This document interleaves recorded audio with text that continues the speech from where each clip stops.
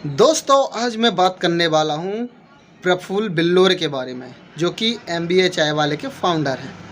तो जो प्रफुल्ल बिल्लोरे हैं वो MBA की पढ़ाई करने वाले थे, फिर बीच में उनका पढ़ाई करने का मन नहीं हुआ, तो वो वहीं से बीच की पढ़ाई छोड़ दिए और छोटी सी चाय की टपरी से अपना बिजनेस चालू किया, जो कि आज के डेट में बहुत ही बड़ा बिजनेस का एम्पायर खड़ा कर लिया है, जिसे हम भारत देश में बोल सकते हैं युवा स्टार्टअप।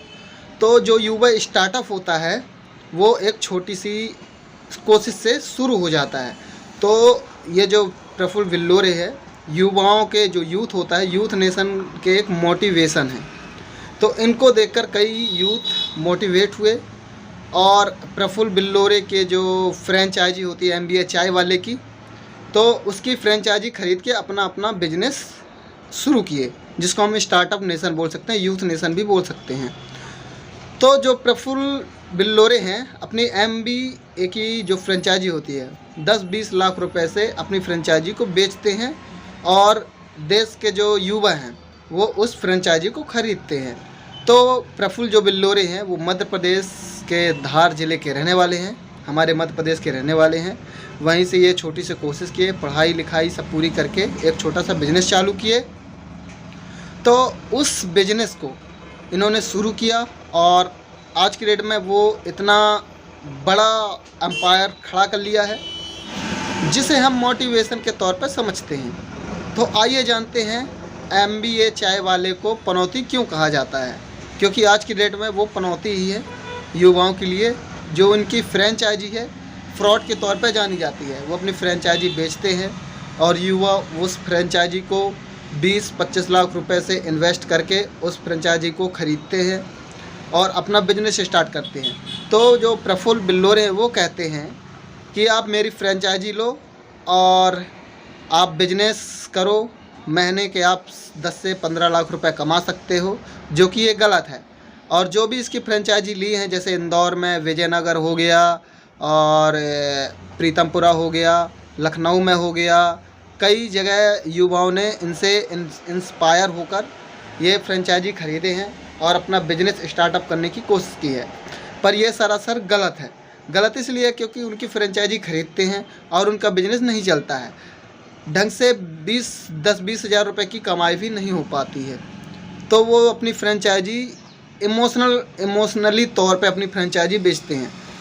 ज़्यादातर इनकी जो पहचान बनी हुई है, जैसे कोई भी बड़े इवेंट होते हैं, म्यूजिक के इवेंट होते हैं, सारे इवेंटों में ये जाते हैं और गरीबों की मदद करते हैं और हर जगह जाके ये घूमते हैं, लोगों की मदद करते हैं। इसलिए सोशल मीडिया के द्वारा ये चर्चा में बने रहते हैं। तो इसी के कारण लोग जो युवा, मेरे जैसे युवा होते हैं, उनसे इंस्पायर होकर इनकी फ्रेंचाइजी खरीदते हैं और इनकी फ्रेंचाइजी लेकर अपना बिजनेस स्टार्टअप करते हैं MBA चाय वाले के नाम से। पर ये फ्रॉड हो रहा है। कई सारी इनके नाम पे FIR भी दर्ज हो चुकी हैं और कई जो युवा हैं जो इनसे फ्रेंचाइजी खरीदते हैं 10 लाख 20 लाख रुपए में, तो वो इनके ऊपर ही FIR दर्ज करा रहे हैं।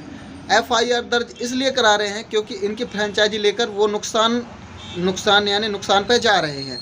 अब कोई युवा जो होता है वो 20 लाख रुपए लेकर अपना फ्रेंचाइजी उनसे ख़रीदता है और वो तो ये भी लिखे हैं, जैसे इनका एक पॉलिसी होती है जिसमें एग्रीमेंट होता है, उनमें नॉन रिफंडेबल जो मनी होता है वो रिफंडेबल नहीं रहता है। उसमें मौखिक तौर पे भी वो नहीं बोलते कि ये पैसा आपको वापस किया जाएगा। तो मैं आपको यही बता रहा हूँ कि जैसे आज की जो स्टार्टअप कंपनियाँ होती हैं, आप इनके चक्कर पर ना पड़ें और इनकी फ्रेंचाइजी न लें, क्योंकि कुछ युवा ऐसे होते हैं जो लोन लेकर इस फ्रेंचाइजी के चक्कर में फंस जाते हैं। ये तो ऑप्शन देते हैं, या फिर कहते हैं आप एक काम करो, मेहनत करके अपना खुद का मुकाम बनाओ, या फिर मेरी फ्रेंचाइजी खोल के आप अपना खुद का बिजनेस स्टार्ट कर सकते हैं मेरे फ्रेंचाइजी के नाम से। पर यह सरासर गलत है। गलत इसलिए है क्योंकि जो युवा होते हैं वो लोन लेकर अपना बिजनेस स्टार्ट करते हैं, सोचते हैं कि मैं भी जल्दी इनके जैसे फेमस हो जाऊंगा, 10-12 लाख रुपए महीना कमाऊंगा। पर ऐसा नहीं है, ढंग से इनकी चाय बिकती नहीं है। जो इनकी चाय होती है मार्केट में 70-80 रुपये की एक चाय होती है, जो कि ये प्रीमियम लोगों के लिए होता है। अपन जैसे मिडिल क्लास लोग उनकी चाय को अफोर्ड नहीं कर सकते हैं।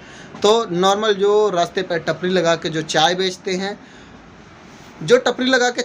हैं, उनके सामने इनकी चाय फीकी पड़ जाती है और लोग ₹70 क्यों खर्च करेंगे बताओ ना। ₹70 खर्च करके आदमी चाय पिएगा, सिर्फ दिखावे के लिए ये चाय लोग पीते हैं।